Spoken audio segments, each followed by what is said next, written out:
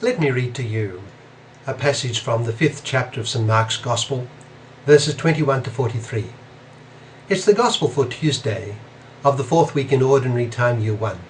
I shall only read part of it because it's a long passage. St. Mark writes, "When Jesus had again crossed over by boat to the other side of the lake, a large crowd gathered round him while he was still by the lake. Then one of the synagogue rulers, named Jairus, came there. Seeing Jesus, he fell at his feet and pleaded earnestly with him, 'My little daughter is dying. Please come and put your hands on her so that she will be healed and live.' So Jesus went with him. A large crowd followed and pressed around him. And a woman was there who had been subject to bleeding for 12 years. She had suffered a great deal under the care of many doctors and had spent all she had, yet instead of getting better she grew worse. When she heard about Jesus, she came up behind him in the crowd and touched his cloak, because she thought, 'If I just touch his clothes, I will be healed.' Immediately her bleeding stopped, and she felt in her body that she was freed from her suffering. At once, Jesus realized that power had gone out from him. He turned around in the crowd and asked, 'Who touched my clothes?' 'You see the people crowding against you,' his disciples answered, 'and you can ask, "Who touched me?"' But Jesus kept looking around to see who had done it. Then the woman, knowing what had happened to her, came and fell at his feet, and trembling with fear, told him the whole truth. He said to her, 'Daughter, your faith has healed you. Go in peace and be freed from your suffering.' When they came to the home of the synagogue ruler, Jesus went in where the child was. He took her by the hand and said to her, 'Talitha kum,' which means, 'Little girl, get up.' Immediately the girl got up and walked around. She was 12 years old.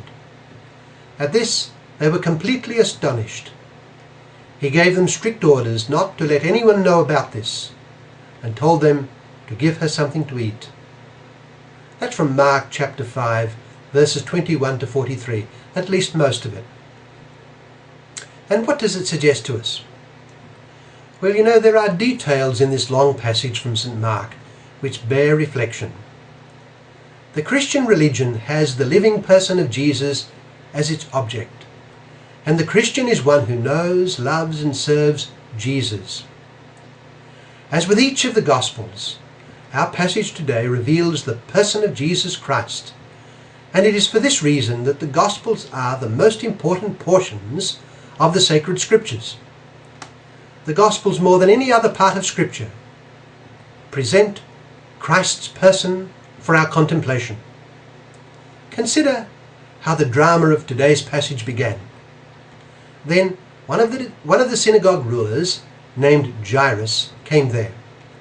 Seeing Jesus, he fell at his feet and pleaded earnestly with him, 'My little daughter is dying. Please come and put your hands on her so that she will be healed and live.' So Jesus went with him. Notice how Christ is immersed as man in the human situation. He does not simply utter a healing word from a distance, but goes by foot amid the pressing crowd. He is very much a man. When he arrives, he goes in to where the child who has just died lies. But then he acts divinely. At a word, he raises her immediately to life. 'Get up,' he says to her, and immediately she stands up and walks around. There is no mention of a gradual awakening, as it were, the eyes opening, a slight stirring, a slow movement, a sitting up with the help of others, a finding of her feet, and in general a gradual coming to. No, she immediately stands up and walks around. There has been a massive and sudden transformation from death to full life, reminiscent of the immediate change from water to wine at the wedding feast of Cana. The power that this entails and represents is scarcely imaginable. It is a power that is immensely great. and that in unseen manner has to extend over all reality.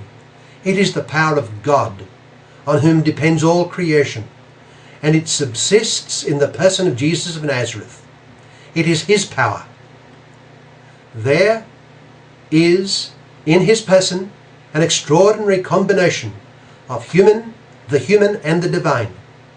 He lives and operates within and through two natures, the one human and the other divine. But let us go back a little in this scene to an event that interrupts the sequence of events. Christ is making his way towards the home of the synagogue official and is pressed on all sides. Quietly, without anyone noticing, amid all the heaving of the crowds, a hand reaches forth and momentarily holds the edge of Christ's cloak, and then withdraws. No one sees it happen, no one notices, no one observes whose hand it is, no one hears anything for all the noise. But suddenly Christ stops. He refuses to proceed. He stops, he looks around intently to see who had touched his clothes. He asks what probably seemed an absurd question with the throng pressing on him. Who touched me? He kept looking around with his penetrating gaze, scrutinizing all the faces before him. He would not proceed till he had found who it was, and perhaps the woman had withdrawn back into the crowd out of sight. There she was, her face hidden among many others, and Christ did not see her till she stepped forward from her obscurity. Drawn to him as to a great magnet, she comes forward to tell the story of her past condition and of her sudden healing. Well now, consider how we have in these very moments an instance of the person of Jesus displaying in extraordinary fashion two modes of being. As man, he did not know who had touched him. He looked around in a hard search to discover who it was. Christ was not play acting. He had healed spontaneously as God, without knowing as man who was the beneficiary of his divine action. How great is the mystery and the wonder of the incarnation, of God the Son becoming true man while remaining true God. But there is more to be remembered when we think of an incident such as this. For John the Evangelist writes in the prologue of his Gospel that through him all things were made, and nothing came to be that did not have its being through him. This divine person, who was looking around the crowd to discover who he had instantly and completely healed, is the one who moment by moment was at the same time sustaining all creation, visible and invisible.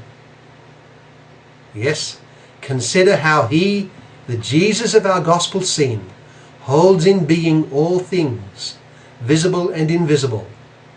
This creating and sustaining action was being effected moment by moment during all his life as man, and the healing of the woman who had touched him was but a tiny instance of this constant divine action that issued forth from him. We cannot conceive of such a thing, let alone imagine it adequately. But such is the mighty mystery of Jesus, a mystery beyond compare. Jesus Christ is Lord, and we who are baptized in him are called to be his friends. Let us love him then.